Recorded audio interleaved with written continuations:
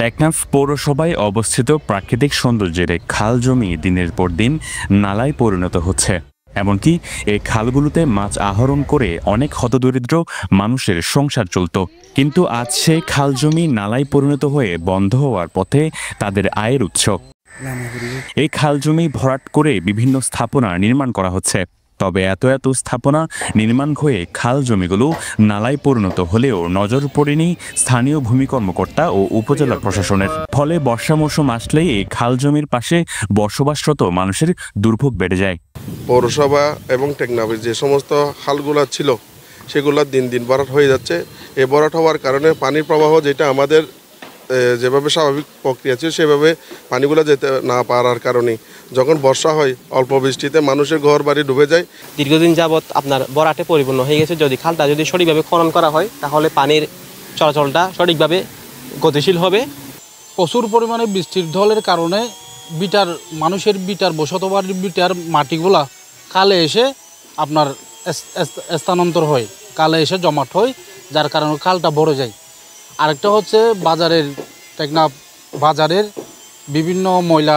বিভিন্ন ময়লা নর্দমা ওগুলা মনে করেন বাজারে পচা সেই যারা ময়লা আবর্জনা থাকে ওগুলোও এখানে খালের মধ্যে ফেলা হয়। এই ভরাটের কারণে পানি যাতায়াতে খুবই কষ্ট হচ্ছে এবং বর্ষাকাল আসলেই পানিগুলো মানুষের ঘর এবং ঘর বাড়িতে গিয়ে পৌঁছে যায় এবং মানুষের যাতায়াতে কষ্ট হয় এবং মানুষের ঘরে দুয়ারে পৌঁছানোর কারণে এই বিভিন্ন আসবাবপত্র নষ্ট হয়ে যায়। প্রভাব দেখিয়ে তারা খালটা দিন দিন ভরাট করে ফেলছে।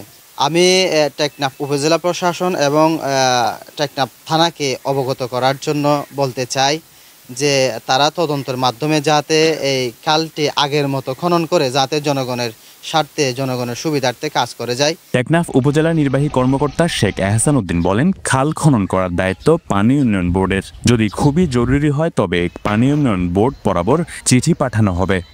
আসলে পানি উন্নয়ন বোর্ড খাল খনন করে, এখন ওরা বিভিন্ন প্রজেক্ট দিয়ে বিভিন্ন সময় খাল খনন করছে। আসলে ওই জায়গার প্রজেক্ট আছে কিনা এটা পানি উন্নয়ন বোর্ড থেকে আমি জেনে জানাতে পারবো যে ওইখানে কোনো প্রজেক্ট নাও আছে কিনা, বা না নিলে আমরা একটা চিঠি দিতে পারি যে এই জায়গায় খুব আর্জেন্টলি খাল খনন করা প্রয়োজন জিনিসটা। টেকনাফ পানি উন্নয়ন বোর্ডের উপসহকারী প্রকৌশলী মিজানুর রহমান বলেন, স্থানীয় লোকজন বা উপজেলার প্রশাসন কর্তৃক পানি উন্নয়ন বোর্ড বরাবরে লিখিত কোনো আবেদন পেলে প্রয়োজনীয় ব্যবস্থা নেওয়া হবে।